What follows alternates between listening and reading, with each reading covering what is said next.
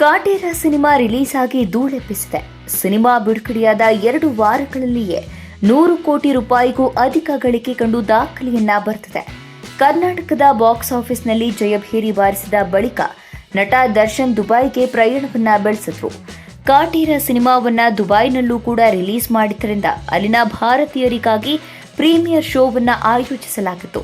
ಹೀಗಾಗಿ ಅತಿಥಿಯಾಗಿ ದರ್ಶನ್ ಹಾಗೂ ಅವರ ತಂಡ ದುಬೈಗೆ ತೆರಳಿತು.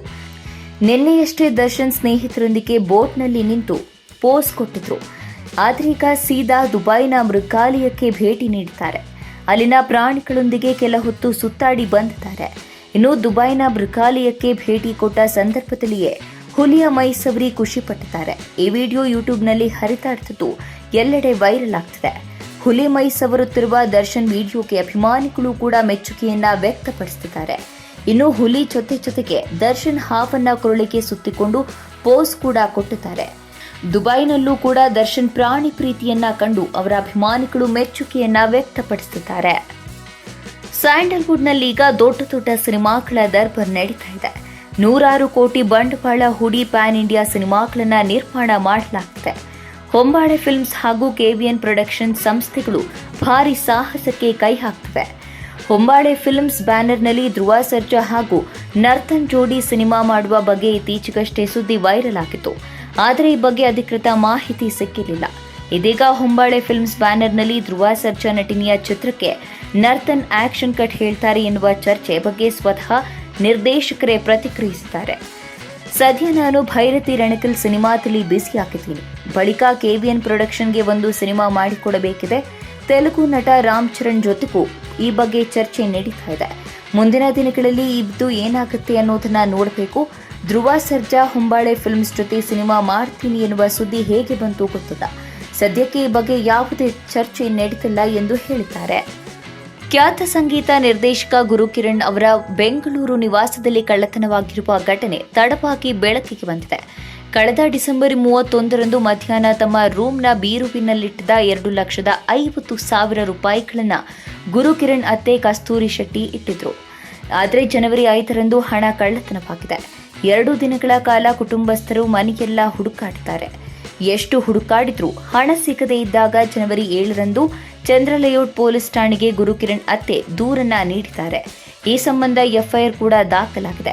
ಮನೆ ಕೆಲಸದವರ ಮೇಲೆ ಕಸ್ತೂರಿ ಶೆಟ್ಟಿ ಅವರು ಅನುಮಾನವನ್ನ ವ್ಯಕ್ತಪಡಿಸಿದ್ದು, ಸದ್ಯ ಮನೆ ಕೆಲಸದ ಅಕ್ಕಿ ರತ್ನಮ್ಮ ಅವರನ್ನ ವಿಚಾರಣೆ ನಡೆಸಿರುವ ಚಂದ್ರಲೇಔಟ್ ಪೊಲೀಸರು ಮುಂದಿನ ತನಿಖೆ ಕೈಗೊಂಡಿದ್ದಾರೆ. ಬಹುಭಾಷಾ ನಟಿ ಪ್ರಣೀತಾ ಸುಭಾಷ್ ಅಯೋಧ್ಯೆಯ ರಾಮಮಂದಿರ ನಿರ್ಮಾಣಕ್ಕೆ ದೇಣಿಗೆ ನೀಡಿದ್ದಾರೆ. 1 ಲಕ್ಷ ದೇಣಿಗೆ ನೀಡುವ ಮೂಲಕ ಅಭಿಮಾನಿಗಳ ಮೆಚ್ಚುಗೆಗೆ ನಟಿ ಪಾತ್ರರಾಗಿದ್ದಾರೆ.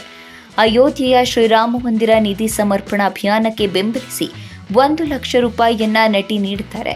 ಈ ಕುರಿತು ಪ್ರಣೀತಾ ಸಾಮಾಜಿಕ ಜಾಲತಾಣದಲ್ಲಿ ಹಂಚಿಕೊಂಡಿದ್ದಾರೆ. ಇದೊಂದು ಐತಿಹಾಸಿಕ ಚಳುವಳಿ ಎಂದು ಬರೆದು ನಟಿ ತಮ್ಮ ಸೋಷಿಯಲ್ ಮೀಡಿಯಾದಲ್ಲಿ ಪೋಸ್ಟ್ ಮಾಡಿಕೊಂಡಿದ್ದಾರೆ.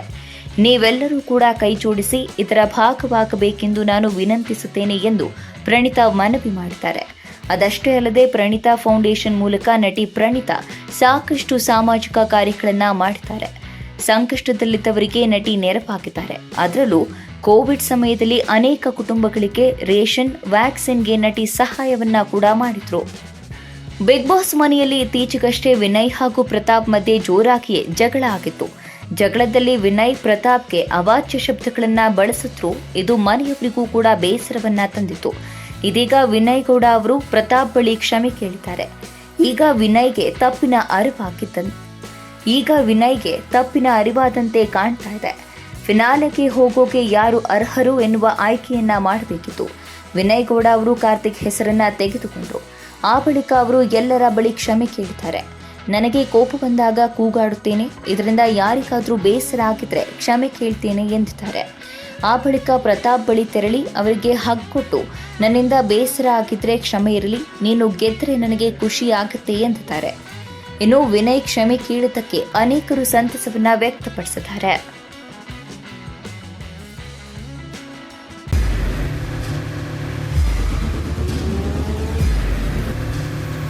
ಪ್ರಜಾಮಾರ್ಗ ನ್ಯೂಸ್, ಇದು ಜನಸಾಮಾನ್ಯರ ಧ್ವನಿ.